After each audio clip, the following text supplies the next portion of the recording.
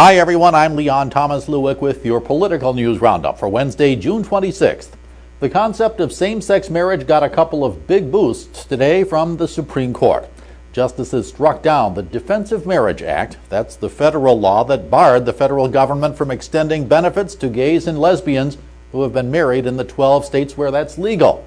The High Court also upheld a ruling in California that legalized same-sex marriage. Voters in that state approved a measure banning same-sex marriage 5 years ago. It's now been struck down. Governor Jerry Brown immediately ordered California's county clerks to begin approving marriage license requests for same-sex couples. The ruling came from a sharply divided Supreme Court.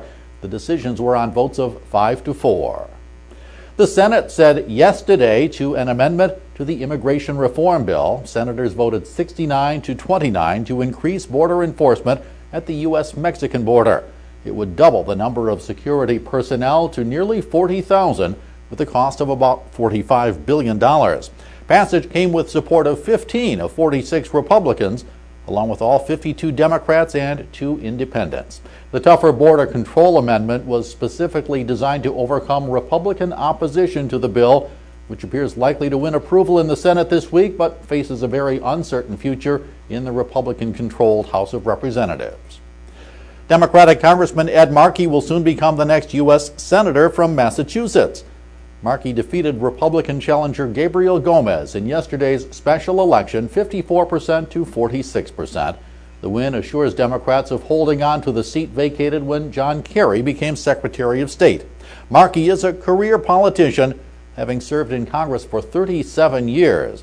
The state is heavily Democratic by enrollment, so Markey's win was no surprise, although Democrats did spend and campaign heavily in hopes of avoiding another upset Republican win, like the one that sent Republican Scott Brown to victory in a 2010 special election to fill the seat of the late Ted Kennedy. And down under, Australia's first female prime minister is out. Julia Gillard was ousted by her own Labour Party. She had called for a leadership vote in hopes of ending internal dissent in the party, and she lost to rival Kevin Rudd. He had been ousted by Gillard in a similar vote 3 years ago. Gillard formally vacated the post of prime minister and confirmed she would not seek re-election to Parliament.